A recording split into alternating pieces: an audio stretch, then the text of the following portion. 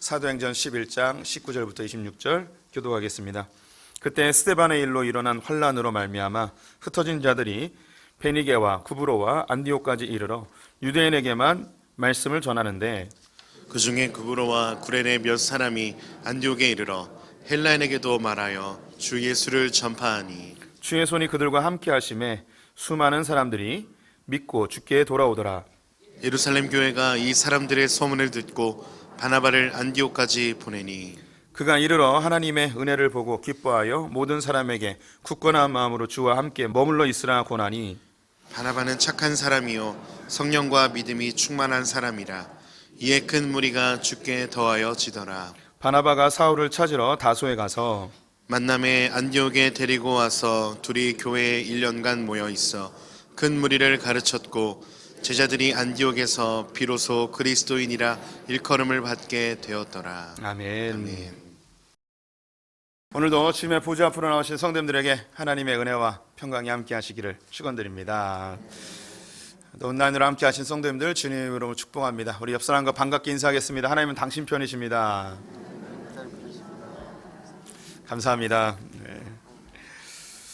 오늘 우리는 사도행전 11장에서 최초의 이방인 교회인 안디옥 교회의 설립에 대해서 함께 살펴보도록 하겠습니다. 우리가 지금 사도행전을 계속 보고 있는데요, 사도행전의 뜻은 사도들의 행적을 기록한 것입니다.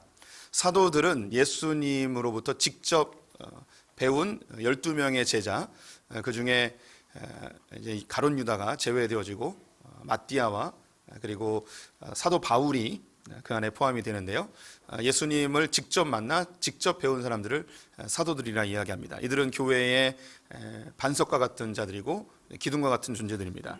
그래서 하나님께서는 이 사도들을 통하여서 신약 성경을 기록하게 하시고 교회를 세워가는 중요한 역할을 감당케 하셨죠. 그래서 이제 사도행전이라 일컬어지지만 사도행전에 별명이 있습니다. 또 다른 이름이 있는데 그것은 성령행전입니다. 성령 하나님의 행적을 기록한 것이다 라는 것이죠. 오히려 사도행전이라는 표현보다는 성령행전이 더 어울릴 것 같습니다. 왜냐하면 이 복음이 전파되고 교회가 세워지고 복음이 확장되는 것에 사도들의 역할이 있었지만 그 주체는 하나님이시기 때문입니다. 성령 하나님이 사도들을 감동시키고 사도들에게 능력을 부여하셔서 교회가 세워지고 복음이 증거될 수 있도록 성령 하나님께서 직접 주체가 되셔서 일하셨기 때문이죠. 네, 맞습니다. 복음의 주체는 늘 언제나 하나님이셨습니다. 하나님께서 이 복음을 유대인들에게 먼저 주셨습니다. 유대인에게 주신 이유는 유대인들이 더 특별해서가 아니고요, 아브라함과 맺었던 언약 때문이었습니다. 하나님께서 바벨론에서 모든 사람들이 하나님을 거역하고 배반할 때 아브라함이 주님을 신뢰하고 주의 말씀에 순종하여 가나안 땅까지 오게 되었습니다. 이 믿음을 보시고 언약을 체결하시죠. 아브라함의 후손을 통하여서 이 땅이 복되게 할 것이라는 것입니다. 그의 후손들이 어떠하든 관계없이 아브라함과 맺은 그 언약 때문에 유대인들에게, 이스라엘 백성들에게 하나님의 이 복음, 하나님의 복된 소식을 전달해 주었습니다. 하지만 안타깝게도 이 유대인들은 그릇된 선민 사상으로 하나님께서 제사장 나라로 부르시고 모든 열방과 모든 나라의 이 복음의 통로로 그 역할을 감당해야 되는데, 이방인들을 마치 지옥의 불쏘시개 정도로만 생각하여 이방인들에게 복음을 전하지 않는, 하나님의 말씀을 증거하지 않는 그릇된 삶을 살게 됩니다. 그 역할을 제대로 감당하지 못했던 이스라엘에 대해서 하나님은 징계하셨고 그들을 멸망시키고 그들을 하나님께서 놓아버리셨죠. 하지만 하나님께서 이 땅을 너무너무 사랑하시고 이 세상을 너무너무 사랑하셔서 이 복된 소식을, 이 복음을 증거하는 일에 주님은 멈추지 않으십니다. 그래서 새로운 족속, 새로운 인류를 주님께서 만드시는데 그 인류가 바로 교회라는 것입니다.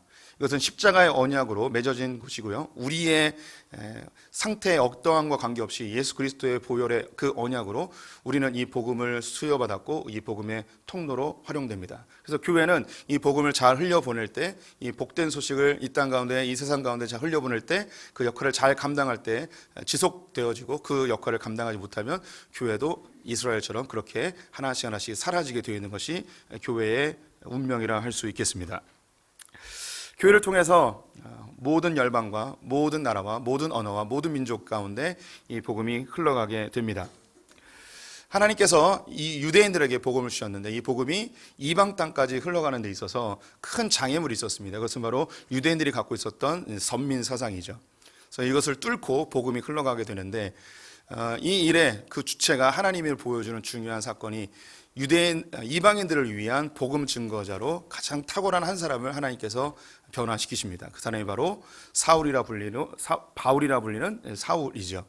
또한 베드로를 로마 군대 백부장이었던 고넬료와 만나게 하시면서 사도들의 대표성을 갖고 있는 이 베드로의 그 가치관을 패러다임을 전환시키는 사건을 일으켜 주십니다. 고넬료에게 복음을 전하고 그 가운데 성령이 임하여 방언이 터지는 모습을 보면서 베드로가 깨닫죠. 이방인들도 하나님의 자녀가 될 수 있구나. 이방인들도 하나님의 백성이 될 수 있구나 라는 것을 깨닫게 됩니다. 그래서 베드로부터 먼저 생각이 바뀌게 됩니다. 이 복음이 우리만을 위한 것이 아니고 모든 인류를 위한 것이구나 라는 것을 깨닫게 되죠. 이렇게 고넬료와 만남을 가졌던 베드로가 예루살렘으로 돌아오게 됩니다. 그런데 예루살렘에서 난리가 났습니다. 사람들이 비난을 하기 시작합니다. 유대교 출신의 기독교인들이 베드로를 비난하는 거예요. 네가 어찌하여 이방 사람들과 함께 먹고 마셨느냐? 이방인들 가운데 성령이 임하고 방언이 터졌다. 이거에 관심이 없고 어떻게 이방인과 함께 밥을 먹고 같이 교제를 할 수 있느냐? 비난을 하죠. 그러자 베드로가 고넬료와의 만났던 사건에 대해서 아주 자세하게 유대교 출신의 기독교인들에게 이것을 설명을 하게 됩니다. 이 설명을 다 듣고 나서 유대교 출신의 기독교인들의 생각도 같이 변화가 됩니다. 그것이 11장 17절과 18절에 있는데요. 같이 읽어보도록 하겠습니다. 그런즉 하나님이 우리가 주 예수 그리스도를 믿을 때에 주신 것과 같은 선물을 그들에게도 주셨으니 내가 누구에게 하나님을 능히 맡겠느냐 하더라. 그들이 이 말을 듣고 잠잠하여 하나님께 영광을 돌려 이르되 그러면 하나님께서 이방인에게도 생명을 얻는 회개를 주셨도다 하니라. 베드로의 설명을 듣고서 같이 있었던 유대교 출신의 기독교인들이 생각이 바뀌게 됩니다. 하나님께서 이방인들 가운데서도 성령을 부어주시고 그들을 하나님의 자녀로 삼아주시는구나. 그들의 생각이 바뀌게 되죠. 우리 성도님들, 하나님께서 뭔가 이게 만들어 가시는 느낌이 들지 않습니까? 사울을 준비시켜 주시고 베드로를 통하여서 이방인들에 대한 그들의 생각을 바꿔 주십니다. 이제 드디어 모든 작업이 끝나고 이제 한 가지만 남았습니다. 기대되지 않습니까? 이방인들의 교회가 탄생할 것이 기대가 됩니다. 네, 맞습니다. 오늘 읽었던 바로 이 안디옥에서 최초의 이방인 교회 안디옥 교회가 탄생하게 됩니다. 그렇다면 우리가 여기서 질문을 하나 해봐야 되는데 왜 하필이면 안디옥에서 최초의 이방인 교회가 만들어지게 되었는가? 왜 안디옥인가? 도시 안디옥에 대해서 잠깐 설명을 해드리도록 하겠습니다. 안디옥은 고대 시리아의 도시 중에 하나입니다. 이 도시는 기원전 300년경에 셀레쿠스 1세가 이 도시를 세우게 됩니다.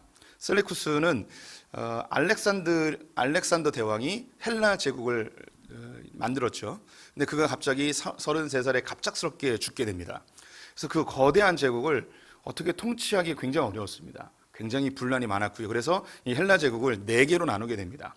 그 중에 중동 지방과 이스라엘, 시리아 그리고 이집트까지 아우르는 한 덩어리를 셀레쿠스라는 사람이 통치하게 되고 그 왕조를 셀레쿠스 왕조라고 합니다. 그 첫 번째 왕이었던 셀레쿠스 1세가 자기가 왕위에 오르면서 도시를 하나 만드는데 바로 이것이 이제 안디옥이라는 곳입니다.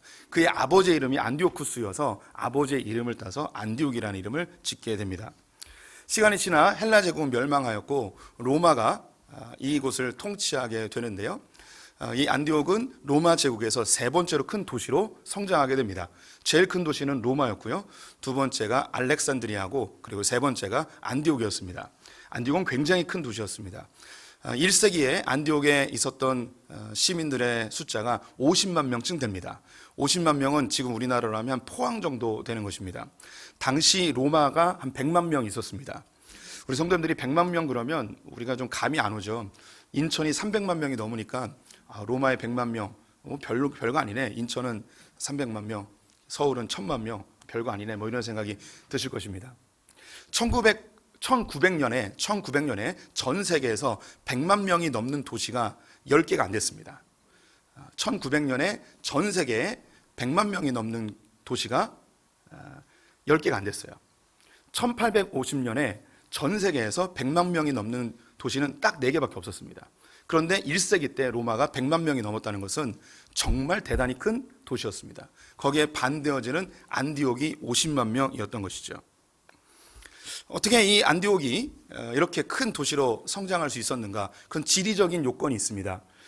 사진으로 보여드리면 안디옥은 밑에 이제 예루살렘이 있고요. 위쪽에 터키와 맞닿아 있는 시리아 국경지대에 이 안디옥이 있습니다.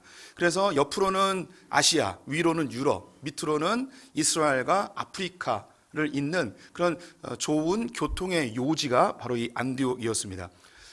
이곳으로 자연스럽게 사람들이 몰려들기 시작한 것이죠. 대도시로 성장하게 되었습니다. 여기에 얼마나 다양한 사람들이 모였는지 알 수 있는 성경 구절이 하나 있는데요.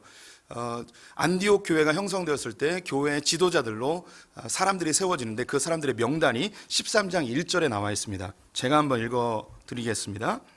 안디옥 교회에 선지자들과 교사들이 있으니 곧 바나바와 니게르라는 시므온과 구레네 사람 루기오와 분봉왕 헤롯의 젖동생 마아엔과 및 사울이라.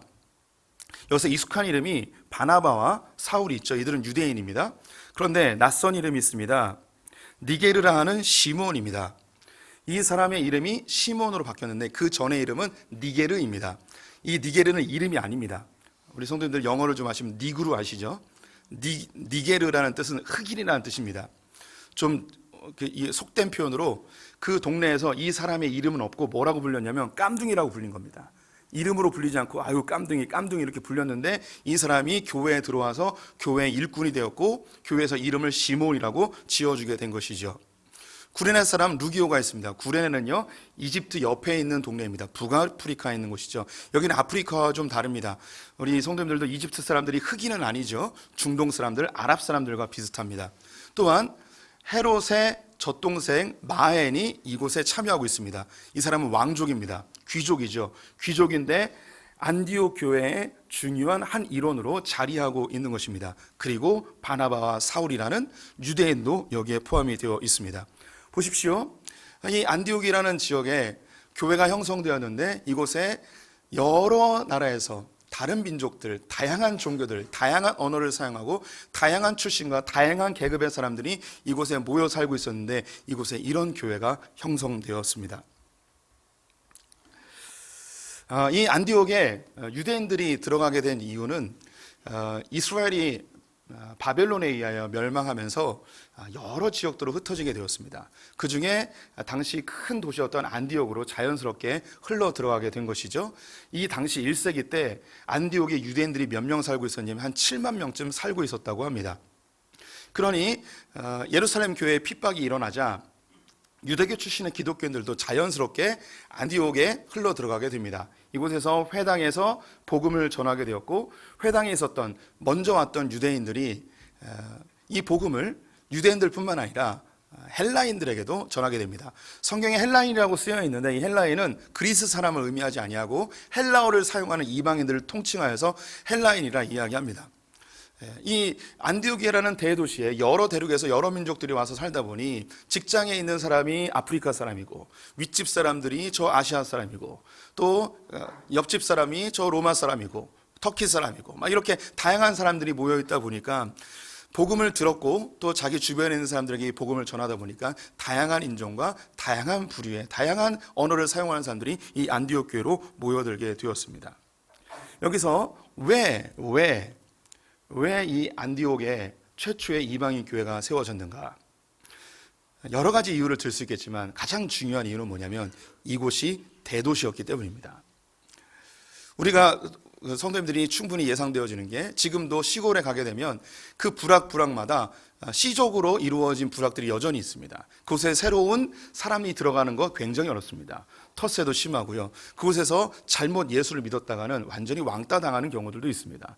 하지만 대도시에서는 이런 거에 대해서 굉장히 여유롭습니다. 열려 있죠. 그래서 다른 어떤 지역보다도 로마는 좀 거리가 있고 이스라엘에서 예루살렘에서 가장 가까운 대도시였던 이 안디옥에서 최초의 이방인 교회가 형성이 된 것이죠. 대도시가 갖고 있는 장점과 단점이 있습니다. 우리 성도님들도 충분히 예상이 될 수 있는 장점 뭐가 있을까요? 우리 성도님들은 어떻게 인천에 오시게 되셨습니까? 부모님이 인천에서 사신 분들도 있지만 보니까 인천은 인천 토박이보다는 외부에서 오신 분들이 굉장히 많은 것 같습니다. 제일 먼저 인천에 오는 이유, 아니 대도시로 모이는 이유, 취업 때문입니다. 먹고 살기 위해서 대도시로 모이게 되죠. 또 때로는 교육 때문에 대도시로 오는 경우들도 있습니다. 또 이 대도시가 갖고 있는 장점은 문화적인 혜택이 있습니다. 즐거움이 있고요. 또 먹거리도 있고요. 공연도 있고요. 또 대도시는 편리성이 있습니다. 교통의 편리함, 생활의 편리함 등이 있죠. 우리도 이제 뭘 먹을 걸 살려면 우리 성도님들 뭐 100m만 가면 뭐 편의점이나 슈퍼가 다 있을 것입니다. 제가 어린 시절에 라면 하나 사러 가려고 해도 1km 이상을 걸어야만 구멍가게가 하나 있었습니다. 아버지가 막걸리 심부름을 시키면 너무 멀어가지고 오는 길에 줄줄 다 흘렸던 경험들도 있죠. 우리 성도님들 예전에 시골 사실 때 그 너무 멀리 있는 상점들 때문에 힘들어했던 경험들 많이 있습니다. 편리성이 이 대도시가 주는 장점입니다. 하지만 단점도 있습니다. 사람들이 다 취업이나 강양 다기의 목적을 가지고 도시로 몰려들다 보니까 사람들이 다 개인주의화 되어집니다. 그리고 매우 외롭습니다. 고향을 떠나서 아는 사람도 없는 곳에서 많은 사람들이 자기의 공허함 속에서 자기의 외로움을 달래기 위해 술을 마시기도 하고 범죄를 저지르기도 하고 일탈을 하기도 합니다. 많은 사람들이 모여있다 보니까 환경 문제가 발생하고 그리고 위생적인 부분도 문제가 생기는 것을 볼 수 있습니다.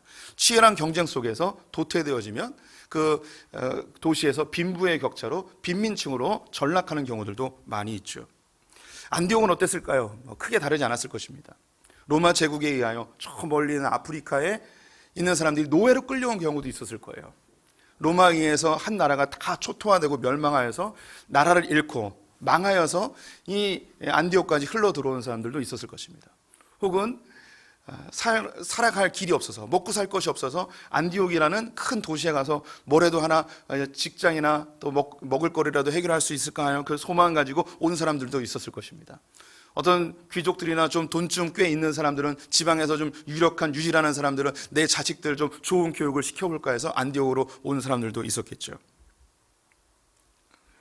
이런 사람들 다 모여있지만 그들의 내면 속에는 채워지지 않는 공허함과 외로움과 그 아픔들이 그곳에 있습니다. 사랑하는 가족들과 헤어지는 슬픔들, 자기가 무엇인가 이루어야 된다는 그 강박감 속에 있는 그 자기만의 스트레스, 뭔가 도전하여 이루고자 했지만 이루지 못하였던 자기만의 패배감, 외로움, 슬픔, 아무리 노력해도 자기가 해결할 수 없는 삶의 많은 장벽들에 대한 좌절감, 이런 것이 안디옥에 가득 있었을 것입니다. 이곳에 복음이 들어가게 되었고 교회는 그들에게 위로가 되었고 소망이 되었고 이 복음은 그 도시의 사람들을 한 명 한 명 변화시켜 나가기 시작했습니다. 도시는 복음이 증거되는, 복음이 전달되는 아주 중요한 터전입니다. 우리 성도님들, 인천에 어떻게 오셨습니까? 먹고 살기 위해 오셨습니까? 혹시 망해서 오셨습니까? 자식들의 교육 때문에 오셨습니까?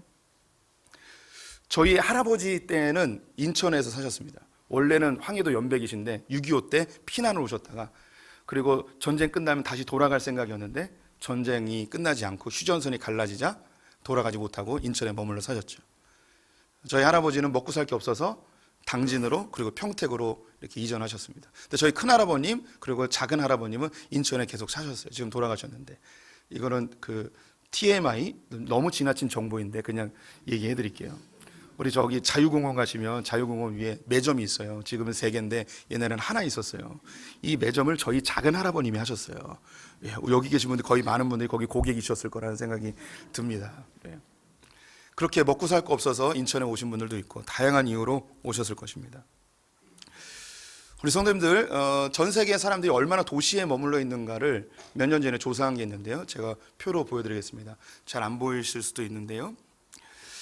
북미에서는요 80.2%가 도시에 살고 있습니다.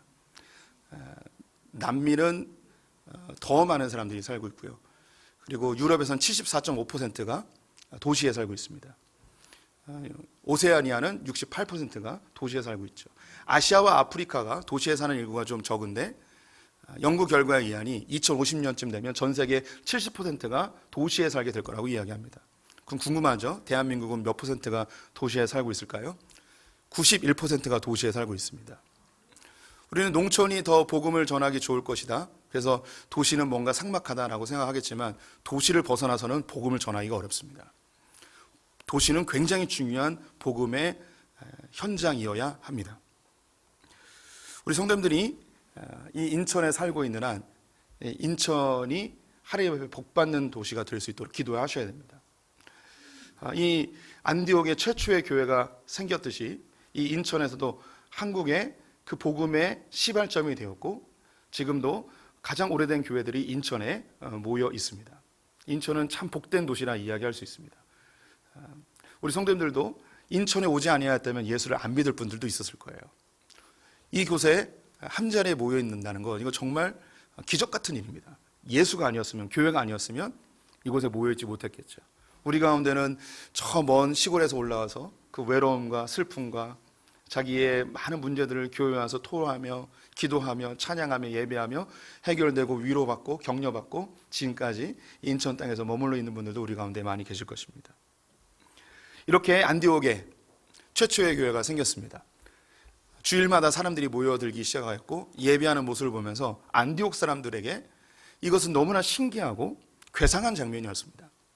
왜 이것이 괴상하다 제가 표현하냐면 이 안디옥이라는 이 교회에 이곳에 모여있는 사람들은 흑인도 모이고 백인도 모이고 아시아 사람도 모이고 유럽 사람도 모이고 로마 시민권자들 모이고 노예도 모이고 온갖 사람들이 다 모이는 거예요. 남자, 여자, 노인, 젊은이 아무 상관없이 모두가 다 모이기 시작하였습니다.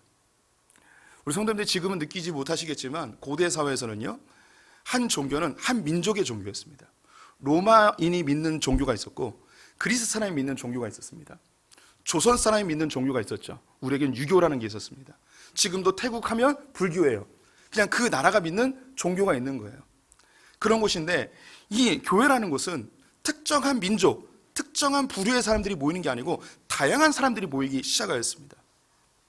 상상할 수 없는 일이 일어난 거예요. 왕족이 모이고 노예도 함께 모여서 예배를 드립니다. 사장님도 모이고 종업원도 함께 모여서 예배를 드리는 거예요. 우리 성도님들에게 몇 번 말씀드렸는데 고대 사회에서는요 상류층이 믿는 신이 따로 있었고요 하층민이 믿는 신이 따로 있었습니다. 아예 신전이 갈라져 있었습니다. 그곳은 가까이 갈 수도 없었습니다. 그런데 이곳은 상류층이나 하층민이나 부유한 자나 가난한 자나 한 곳에 모여서 함께 먹고 마시는 이상한 집단이 돼버린 거예요. 그래서 이 안디옥 사람들은 이 사람들을 어떻게 불러야 될지 모르는 거예요. 로마인들이 함께 모여서 예배드리면 로마인이라고 이야기하면 돼요.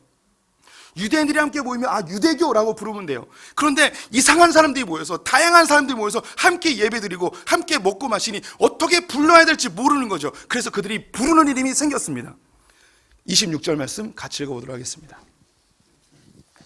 만남에 안디옥에 데리고 와서 둘이 교회에 1년간 모여 있어 큰 무리를 가르쳤고 제자들이 안디옥에서 비로소 그리스도인이라 일컬음을 받게 되었더라. 비로소 그리스도인이라 일컬음을 받게 되었더라.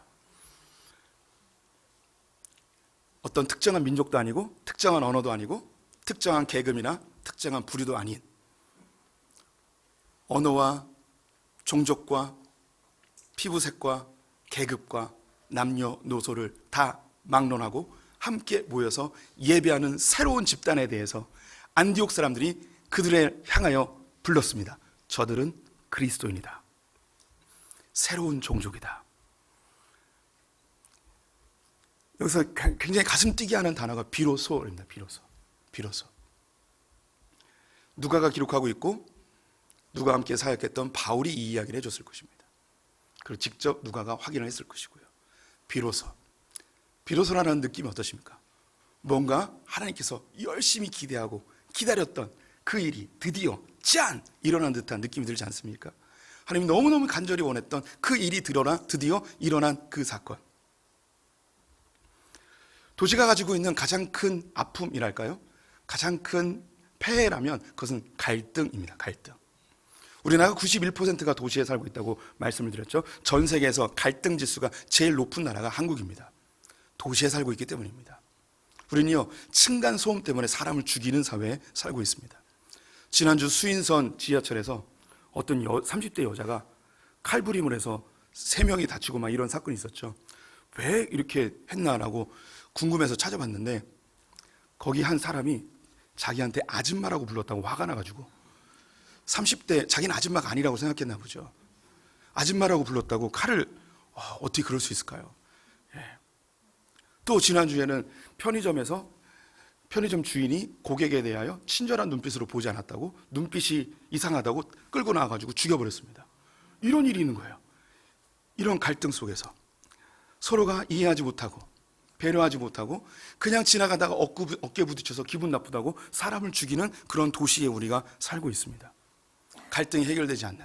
근데 보십시오, 이 안디옥이라는 곳에 인종을 뛰어넘고 계급을 뛰어넘고 삶의 배경을 뛰어넘고 학력 수준을 뛰어넘고 자기의 신분을 뛰어넘고 경제적 상황을 뛰어넘고 예수 그리스도 이름 안에 복음 안에서 샬롬을 누리는 이 아름다운 장면, 주님이 꿈꾸셨던 비로소 그리스도인이라 일컬음을 받았더라.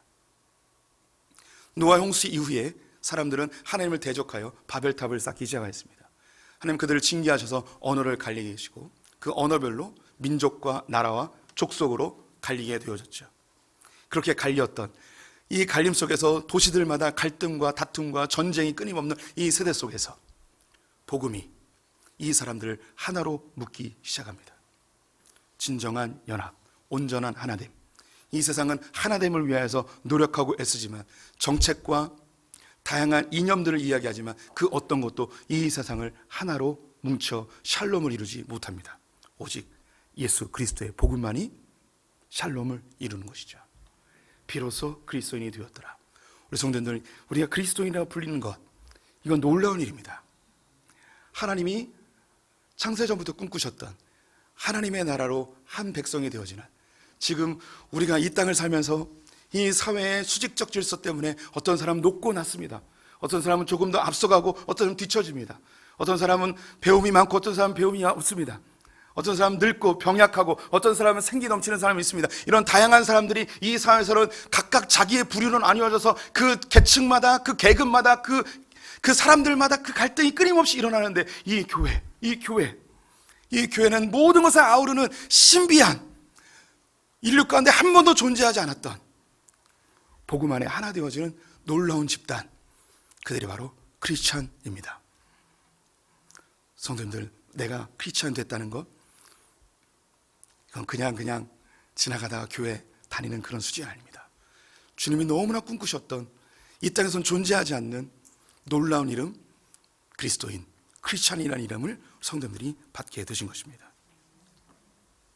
이렇게 안디옥 교회가 여러 계층과 언어와 계급을 뛰어넘어 아름다운 교회로 부흥하고 있었는데요, 이 부흥의 핵심에 한 인물이 있습니다.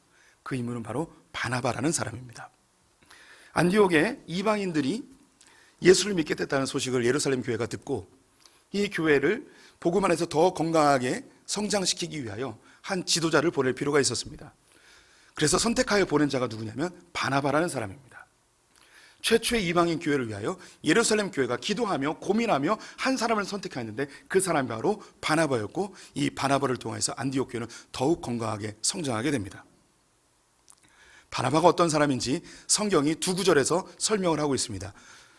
사도행전 4장과 11장 말씀 같이 읽어보도록 하겠습니다.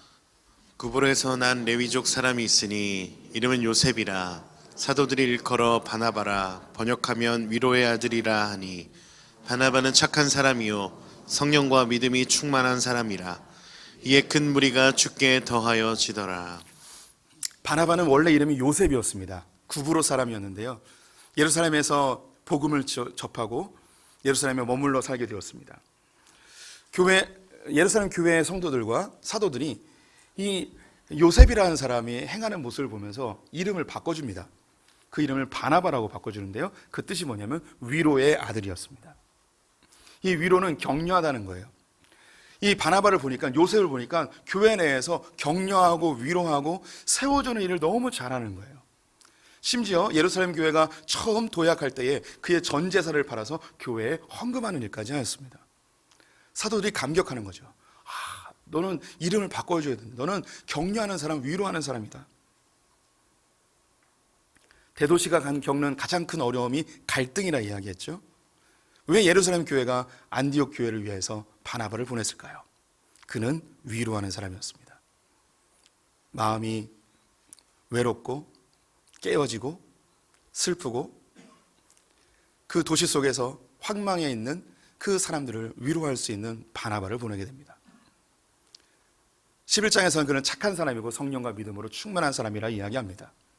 그 뒤에 보니 다소에 있던 바울을 초대하여서 함께 사역을 합니다. 바울을 바울되게 한 중요한 인물이 바나바이기도 합니다. 사도들에게 소개하고 예수 그리스도에 대하여 구체적으로 증거해 준 사람이 또한 바나바이기도 하죠. 바나바는 이런 사람이었습니다. 그 도시를 위로하고 격려하는 사람이었습니다. 우리가 읽었던 이제 13장 1절에 보니 선지자와 교사가 안디옥 교회에 있었는데 그 첫 번째로 일컬어지는 사람이 바나바였습니다. 바나바를 선지자로 표현하고 있습니다. 선지자는 예언자라는 뜻인데요. 고린도전서에 보면 바울이 교회를 세우는 많은 은사들을 이야기합니다. 그 중에 그 무엇보다도 성도들이 특별히 사모해야 될 은사가 있는데 그 은사가 예언의 은사라고 이야기합니다. 예언을 하라는 거죠. 예언이라 하니 미래를 점치는 그 정도로 생각하시는데 성경이 이야기하는 예언은 그것이 아닙니다.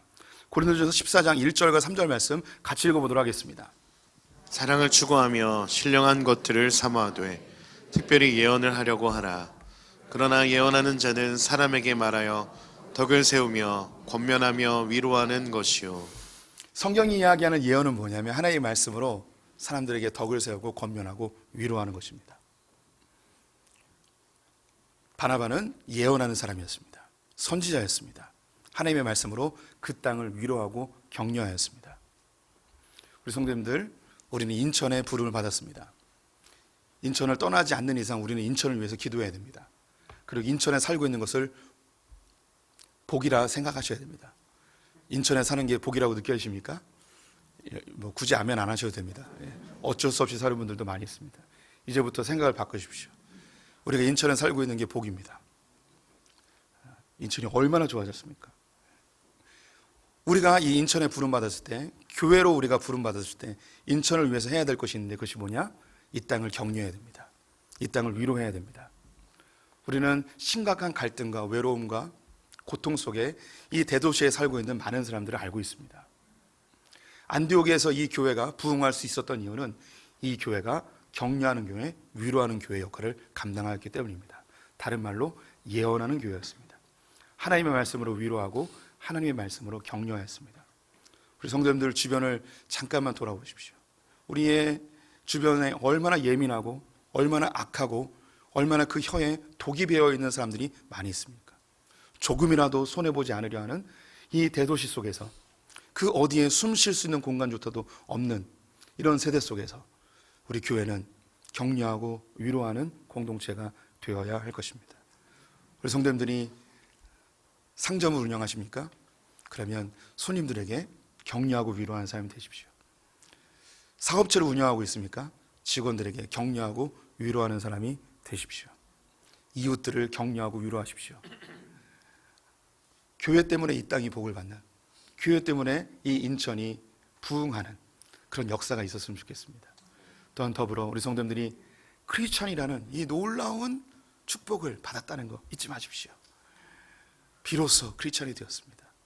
주님이 꿈꾸시고 기대했던 다 깨어지고 황망한 이 세대 가운데 하나님의 이름으로 하나 되어진 이 크리스천 공동체, 자부심을 가지고 멋지게 신앙생활하는 분들 되셨으면 좋겠습니다.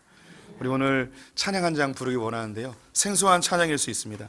하지만 가사에 은혜 받으시고요, 또 뒷부분에는 아시는 찬송가 한 구절이 나옵니다. 함께 찬양 함께 불러보도록 하겠습니다.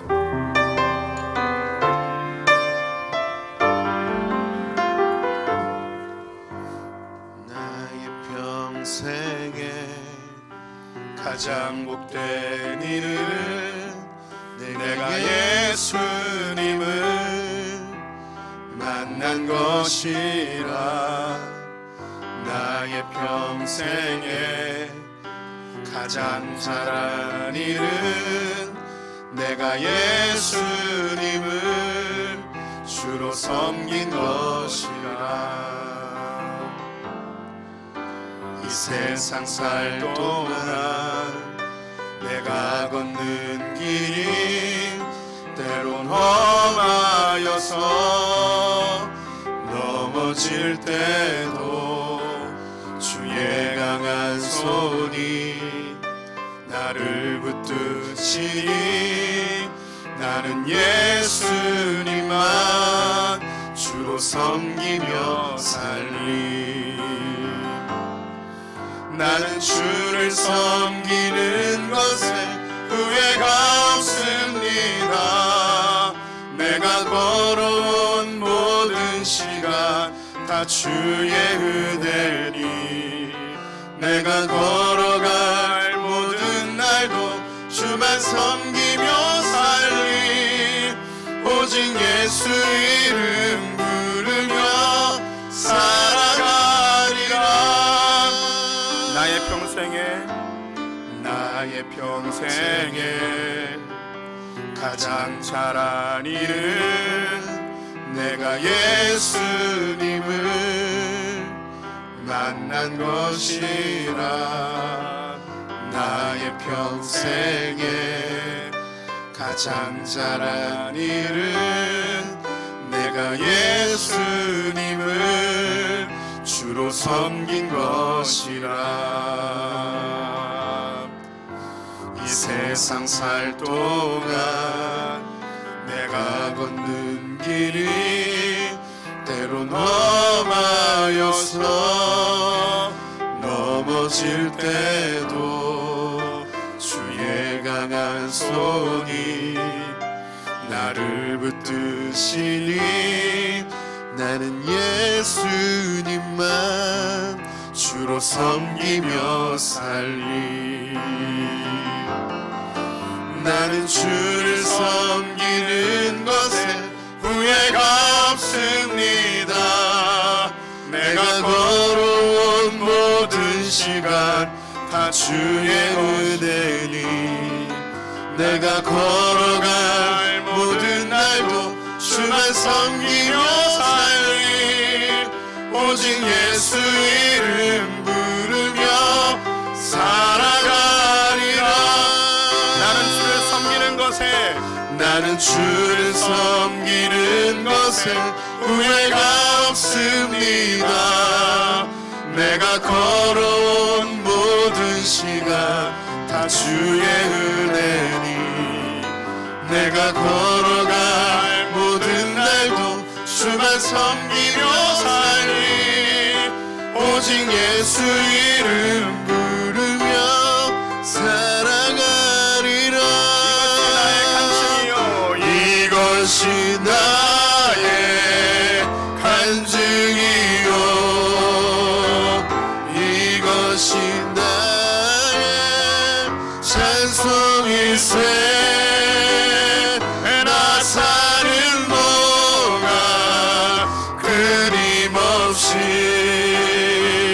구주를 찬송하리로다. 이것이 나의 간증이요,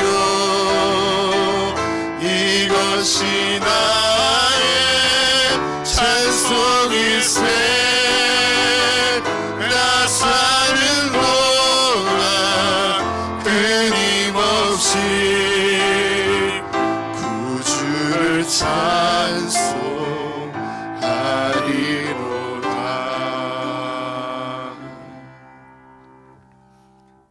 하나님, 우리를 인천 땅에 부르시고 다양한 사람, 다양한 배경과 다양한 학벌과 다양한 신분 속에 있는 사람들을 예수의 이름으로 부르시고 주님을 함께 예배하며 함께 섬길 수 있는 이 놀라운 기적의 현장에 우리를 불러주시니 감사합니다.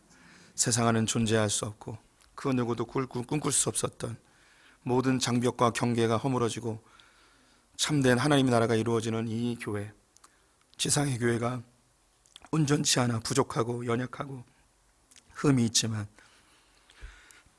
주님께서는 이 교회를 통하여 하나님 나라를 완성해 가신 줄 믿습니다. 하나님, 우리가 그리스도인이라는 것을 자부심 가지고 멋지게 힘차게 살아가는 소풍의 성도들 되게 하여 주시옵소서. 또 우리가 살고 있는 이 인천의 우리 소풍교회를 통해서 우리 성도님들을 통해서 복받게 하여 주시옵소서.